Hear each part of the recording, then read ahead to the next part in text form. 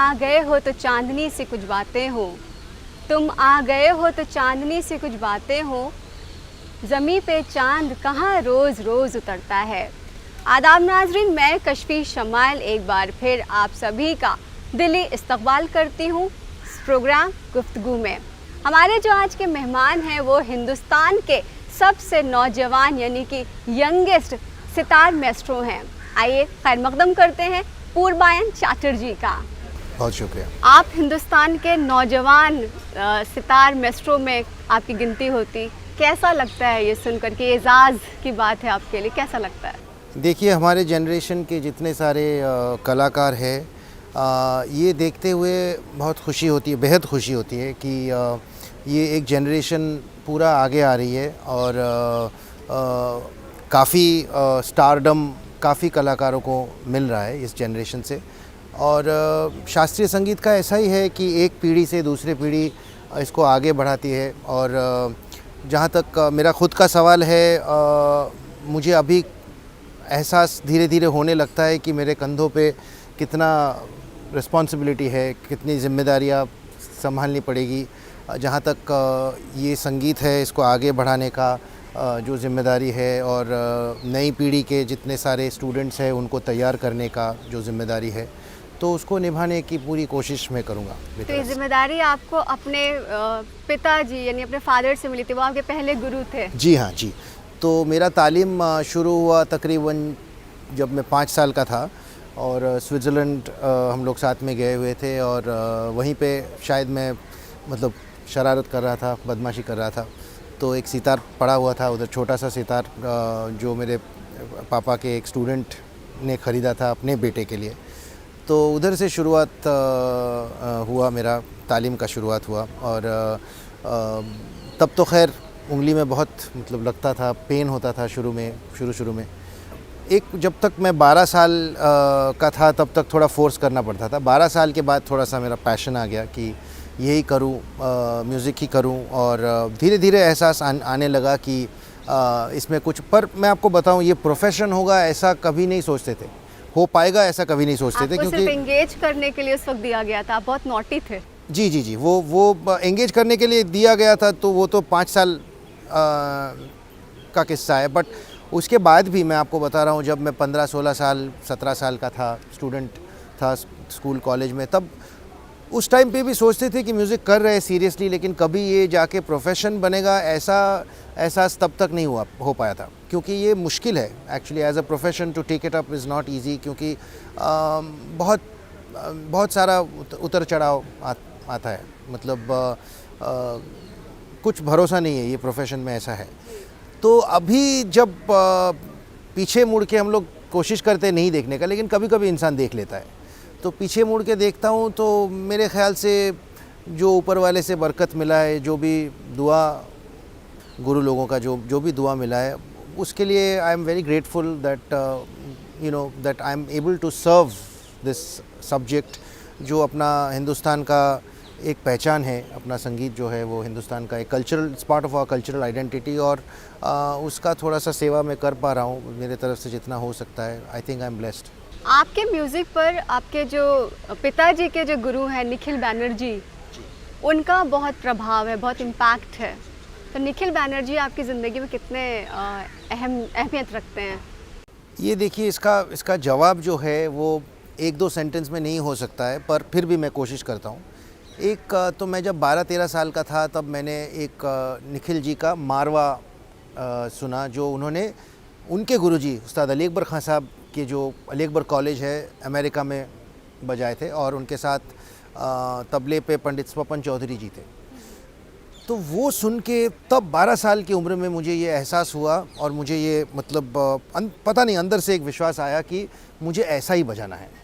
तो वो 12 साल उम्र की बात है। धीरे धीरे जब थोड़ा सा उम्र बढ़ता गया, जब 20 साल का हो गया, मैं 20, 22, 25 साल का हो गया, तो धीरे धीरे मुझे ये लगने लगा कि उनका जो स्टाइल है, उनकी जो शैली है, वो ज़रूर मैं कोशिश करूँगा अपनाने की, पर कुछ अपनी भी बात होनी चाहिए उसमें, कुछ जो मेरा सोच है, जो भी जितना भी मेरा सोच। तो अभी इंसान जब 20, 22, 25 साल का रहता है, तो ये सब्जेक्ट ही ऐसा है ना, इसके ऊपर हाथ नहीं रख सकता इंसान, इतना एब्स्ट्रैक्ट सब्जेक्ट है ना। तो अपनी जो शैली है वो बनाने के लिए तो एक life time is not enough, but फिर भी धीरे धीरे मुझे ये एहसास आने लगा, तो धीरे धीरे मैं सोचने लगा कि क्या कर सकता हूँ। तो जैसे दूसरे सितार वादकों का सुनने लगा मैं, उस्ताद विलायत खान साहब का काफ़ी सुनता था, उस्ताद आमिर खान साहब का ख़याल, उस्ताद बड़े गुलाम अली खान साहब, और फिर आगे जाके उस्ताद ज़ाकिर हुसैन साहब का तबला, पंडित शिव कुमार जी, पंडित हरिप्रसाद जी, पंडित जसराज जी, उस्ताद अमजद अली खान साहब, सबका बहुत ध्यान से सुनने लगा मैं जी। और इंस्ट्रूमेंट्स के साथ आपने बहुत एक्सपेरिमेंट्स भी किए हैं। जी जी जी। और एक चीज़ भी है कि बाद में मेरे पिताजी मुझे उस्ताद अली अकबर खान साहब के पास लेके गए सीखने के लिए, और उनसे जब तालीम उस ज़माने में, तो मेरा तब तकरीबन उम्र कितना था, शायद कुछ होगा, कुछ 27, 28, 30 ऐसा कुछ था। तो वो भी एक्चुअली मुझे समझ में नहीं आया ठीक से, वो जो तालीम मिल तो गया, वो एक गुरु शिष्य परंपरा में प्रॉपर तालीम मिल गया, पर तालीम समझ नहीं आया कि ये क्या, कौन सा सब्जेक्ट है, इसका क्या, इसका सिग्निफिकेंस क्या है। वो अभी धीरे धीरे थोड़ा सा मुझे दिखने लगा है। तो धीरे धीरे ऐसा करते करते सबका स्टाइल थोड़ा थोड़ा एब्जॉर्ब होता है। ये खाना बनाने लायक है कि आप इंग्रेडिएंट्स डालते रहो, थोड़ा थोड़ा करके डालते रहो, और वो पकती रहती है अपने आप से पक के, फिर फाइनल जो प्रोडक्ट है वो निकलता है। तो फाइनल प्रोडक्ट तो खैर अभी भी बन रहा है, मैं मतलब अभी भी कोशिश में हूँ। और काफ़ी वेस्टर्न म्यूज़िक का भी मैंने, जैसे सवाल आपने किया, काफ़ी चिक कोरिया, पैट मथीनी, जॉन मैक्लॉफ्लिन, बाद में अच्छा मैं अजय चक्रवर्ती जी के पास भी सीखने के लिए गया, वोकल सीखा कुछ दिन, तो उसका भी असर पड़ा मेरे ऊपर। वेस्टर्न म्यूज़िक में मैं काफ़ी जैज़ का शौक़ रखता हूँ। बाद में जब गायत्री के साथ शादी हुआ, उसके बाद काफ़ी पॉप भी सुनने लगा, एडेल, बियॉन्से। तो ये धीरे धीरे एक कॉन्शियसनेस बनता है, म्यूज़िक इज़ अ कॉन्शियसनेस। तो धीरे धीरे एक दिल दिमाग में एक कॉन्शियसनेस आता है कि भाई क्या कर सकते हैं। तो ये क्या कर सकते हैं, इसका एक लाइन में जवाब नहीं आता है, ये धीरे धीरे कॉन्शियसनेस आता है कि क्या कर सकते हैं। तो जारी है, कोशिश जारी है बस, और क्या बोल सकते हैं। हिंदुस्तानी क्लासिकल म्यूज़िक और वेस्टर्न म्यूज़िक को आपने बहुत उसको एक फ्यूजन फॉर्म में क्रिएट किया, तो कैसा वो आइडिया आपके दिमाग में कैसे आया, किसने इंस्पायर किया? देखिए, संगीत ही होता है, और इसका समझ इंसान को बाद में आता है। पहले तो इंसान सोचता है कि मैं तो क्लासिकल म्यूजिशियन हूँ, मैं इंडियन हूँ, मैं ये हूँ, मैं वो हूँ। पहले अपना आइडेंटिटी को जताता है ज़्यादा, फिर धीरे धीरे वो आइडेंटिटी जो दिखता है वो काफ़ी बड़ा हो जाता है। फाइनली मालूम पड़ता है कि म्यूज़िक ही है। तो धीरे धीरे जैसा मैं सुनता गया अलग अलग टाइप के म्यूज़िक, मुझे ये समझ में आया कि मेरा जो दिल के अंदर जो बात है वो सिर्फ एक परिभाषा उसका नहीं है, उसके काफ़ी सारे अलग अलग कलर्स, अलग अलग शेड्स, अलग अलग फ्लेवर्स का पॉसिबिलिटी है, और उसको मैं एक्सप्लोर करूँ तभी जाके पूरा होगा मेरे दिल के अंदर जो बात है। तो अभी भी चालू है काफ़ी प्रोजेक्ट्स। मैंने शास्त्रीय सिंडिकेट करके किया पहले, वो ज़्यादातर क्लासिकल था। उसके बाद मैंने स्ट्रिंग स्ट्रक करके एक प्रोजेक्ट किया जिसमें शंकर महादेवन जी ने भी गाया, वो मेरे लिए बहुत बड़ी बात है। उस्ताद तौफीक कुरैशी साहब ने बजाया, विक्रम घोष जी ने बजाया, राकेश चौरसिया ने बजाया, और ये सब लोग अभी इनके साथ काफ़ी काम करने का मौका मुझे मिला है और मिलता रहता है। तो सबसे कुछ ना कुछ तालीम, कुछ ना कुछ शिक्षा मिलती रहती है। उसके बाद मैंने क्लासिकूल करके एक प्रोजेक्ट किया जो कि मुझे लगा क्लासिकल म्यूज़िक को थोड़ा वेस्टर्न इंस्ट्रूमेंट्स में वही क्लासिकल कंटेंट रहे, वही जो अपना परिभाषा, उसी को थोड़ा दूसरे साउंड में क्यों ना देखा जाए। तो वो भी मैंने किया, काफ़ी सारे ऐसे एक्सपेरिमेंट्स। फिर मैंने जैज़ के साथ भी काफ़ी सारे एक्सपेरिमेंट्स किया, वेस्टर्न हारमोनी के साथ एक्सपेरिमेंट, और वो सब जारी है। और कोशिश ये है कि हारमोनी के बारे में थोड़ी सी जानकारी हासिल करें और उसके हिसाब से अपना म्यूज़िक को इंटरप्रेट करें। अब मैं आऊँगी आपकी पर्सनल लाइफ के बारे में। गायत्री जी से आपकी शादी हुई, लव मैरिज हुई। तो Gayatri is a very successful ghazal singer. तो तो कभी और वो उर्दू ज़बान पर उनको जी। बड़ी अब धीरे धीरे पकड़ हो रही है, वो उर्दू में बात करते हो और आप बांग्ला में बात करते हो, कैसे वो तालमेल बैठता है आप दोनों में? जी, सबसे मज़े की बात तो ये है कि गायत्री जब मेरी ज़िंदगी में आई, जो कि एक 4 साल होने वाला है अभी, तब से मुझे भी बहुत शौक़ हो गया। गज़ल का शौक़ खैर मुझे पहले ही था। मैं काफ़ी मेहदी साहब, ग़ुलाम अली साहब और कंटेम्प्रेरीज़ में पंकज उधास साहब, हरिहरन साहब, इन सब का काफ़ी मैं मतलब सुनता था और काफ़ी फ़ैन था। बट अभी एक ज़्यादा मैं और गौर से सुनता हूँ। और ये उर्दू ज़ुबान, जहाँ तक इसकी बात है, ये तो this is part of our daily life, क्योंकि हम फिल्मों में, किताबों में, देखिए ये बहुत रिच ज़ुबान है। ये ज़ुबान मेरे ख़्याल से ऐसी ज़ुबान है ना कि अपने आप से आप कुछ भी बोले, जो डे टू डे बातें हैं वो भी पोइट्री लगता है। ज़ुबान ही ऐसा बहुत मीठी ज़ुबान है और पोइट्री के हिसाब से ये ज़ुबान है। गायत्री इज़ नाउ लर्निंग, हालांकि उसका मदर टंग तो है मलयालम, पर वो सीख रही है उर्दू, बहुत सीरियसली सीख रही है। और घर पे बातचीत चालू रहती है तो मुझे भी थोड़ा बहुत उससे काफ़ी जानकारी मिलती रहती है। जब इससे पहले मैंने गायत्री जी के साथ प्रोग्राम किया था तो जी। उन्होंने बताया था कि वो जब उर्दू में बोलती तो आप बिल्कुल अब नहीं, बस करो, नहीं सीखना। हाँ, क्योंकि वो क्या है, वो कभी-कभी वो सीखने के लिए, और ज़रूरी है ऐसा सीखना, ऐसा ही होता है। एक तो किताब से पढ़ती है, एक तो वो रीडिंग एंड राइटिंग, वो भी, उसमें भी कोशिश जारी है। पर कभी-कभी जब वो टॉम एंड जेरी उर्दू में देखने लगती है तो तब मैं बोलता हूँ बस करो। तब तक तो मुझे अच्छा ही लगता है। आपका दिल नहीं किया कि आप भी गज़ल ट्राई करें उनके साथ, तो कुछ एक्सचेंज जैसे नहीं, मैं कि करता हूँ ना। मैं हम लोग अभी यूएस में टूर करके आए, मैं बजाता हूँ सितार में, मेरा सब्जेक्ट तो सितार है। तो सितार का क्या है, सितार का ज़ुबान तो सिर्फ सारेगामा पाधा निसा है, बहुत सिंपल सा ज़ुबान है। उसमें पूरा जितने भी सारे इमोशन है उसी के ज़रिए एक्सप्रेस करना पड़ता है। तो आपने कभी कोशिश नहीं की कि आप गज़ल सीखें और वो सितार सीखें? नहीं, ये इतना ज़्यादा एक्सपेरिमेंट? ऐसा देखिए, अब मुझे भी गज़ल का मालूमात थोड़ा बहुत है और उसको भी सितार का मालूमात है। वो तो ऑटोमेटिक प्रोसेस है ना। एक दूसरे के साथ जब दो इंसान रहते हैं तो धीरे धीरे एक दूसरे के साथ पास से कुछ ना कुछ तो सीख जाता है। अब मैं आपसे जानना चाहूँगी कि आपने हिंदुस्तान में इतनी जगह परफॉर्म किया और बाहर भी आप परफॉर्म करते हैं, तो बाहर कंट्रीज़ में सितार का जो फ्यूचर है वो ज़्यादा ब्राइट है कि हमारे इंडिया में? मैं आपको बताऊं, ऐसा कुछ नहीं है। ये एक सिलसिला है, ये जारी है। आज इस देश में ज़्यादा इसका प्रचार होता है तो कल कहीं और होता है।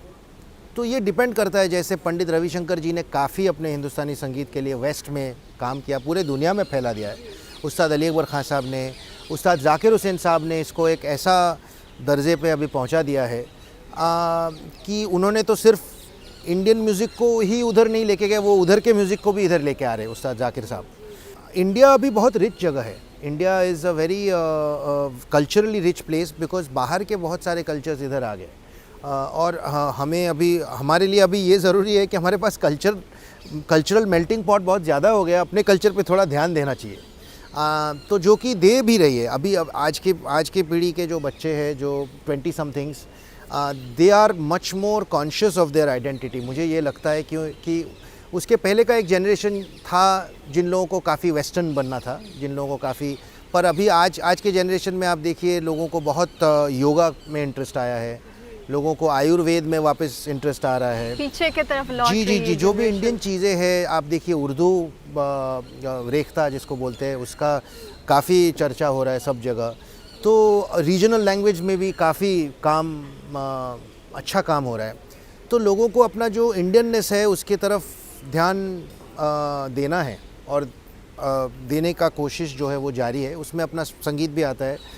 मुझे लगता है कि अभी एक सरकारी लेवल पे भी इस पे काम अच्छे से हो, थोड़ा सा फंडिंग हो, तो हम लोग जो हम लोग बोलते हैं कि अभी हमारा आइडेंटिटी क्या है, इंडिया बोले तो क्या बोल सकते हैं? इंडिया बोले तो योगा, आयुर्वेदा, म्यूज़िक, शास्त्रीय संगीत, यही है ना। तो इसको हम लोग एक गर्व से इसका प्रचार कर सकते हैं पूरी दुनिया में। कुछ दिनों पहले आप यूएस गए थे, यूएस में भी आपने परफॉर्म किया था, कैसा था एक्सपीरियंस वहाँ पे? यूएस में तो मैं अभी तकरीबन 20 साल से जा रहा हूँ और अच्छा है। यूएस में काफ़ी इंडियन म्यूज़िक का प्रचार है, काफ़ी मतलब वो एक मेन स्ट्रीम में भी ऑलमोस्ट आ गया है। और उधर का जो इंडियन कम्युनिटी है वो लोगों ने काफ़ी एक जनरेशन ने काफ़ी कोशिश किया है। बस मैं यूएस के जो इंडियन लोग हैं, एनआरआईज़ है, उनसे सिर्फ इतना ही दरख्वास्त करूँगा कि वो लोग थोड़ा सा ये समझे कि इंडिया अभी बहुत आगे बढ़ गया है। कुछ situation, not every time, there are younger people are very much in touch with the modern India. उनको ये मालूम है कि इंडिया कितना आगे बढ़ गया है, इंडिया में क्या क्या चीज़ हो रहा है, म्यूज़िकली भी कितना आगे बढ़ गया। बट कुछ जो लोग हैं जो अभी 60s 70s में उधर गए हैं, वो लोग भी थोड़ा अपडेट हो जाए, क्योंकि अपना म्यूज़िक काफ़ी आगे बढ़ गया है। म्यूज़िक में अभी प्रोडक्शन क्वालिटी, जो साउंड क्वालिटी, जो लाइट्स, वो पूरा वो म्यूज़िक के इमेज को आगे बढ़ाता है। अगर आपके पास अच्छा प्रोडक्शन है, किसी अच्छे ऑडिटोरियम में प्रोग्राम हो रहा है, उधर अच्छा साउंड सिस्टम है, अच्छे लाइट्स है, तो आप इंटरनेशनल ऑडियंस को अट्रैक्ट कर सकते हो। वरना जो इंटरनेशनल ऑडियंस है ना, वो बोलेंगे ये घरेलू मामला नहीं है, ये अभी बहुत प्रोफेशनल मामला हो गया है। तो यही मेरा यूएस वालों से ये दरख्वास्त है। और काफ़ी लोग अभी काफ़ी प्रोफेशनल हो भी गए हैं, जो लोग एक मॉडर्न लेवल पे कर रहे हैं। अपना बॉलीवुड इतना आगे आ गया है, बॉलीवुड का प्रोग्राम तो पूरे दुनिया में फैला हुआ है। और बॉलीवुड एक ऐसी चीज़ है ना जिसके अंदर सब कुछ है, जिसके अंदर थोड़ा सा क्लासिकल भी है, थोड़ा सा वेस्टर्न म्यूज़िक भी है, थोड़ा सा अपना उर्दू शेर शायरी भी है, सब कुछ है। So it because cinema is a very powerful medium. तो वेस्ट में अभी काफ़ी फैल गया इंडियन कल्चर।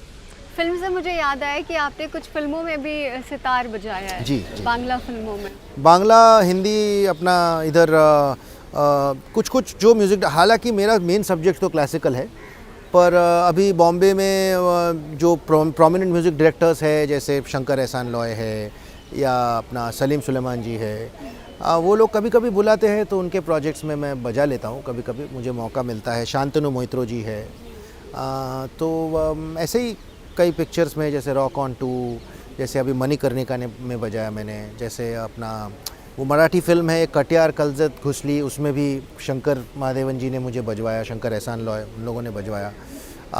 पिंक, जो शांतनु मोहित्रो का बैकग्राउंड, उसमें सारा सितार। तो ये कभी कभार जब कुछ सितार का कुछ सिचुएशन आए तब मुझे बुलाया जाता है। उस्ताद जाकिर हुसैन साहब के साथ भी आपको कॉन्सर्ट में परफॉर्म करने का मौका मिला था।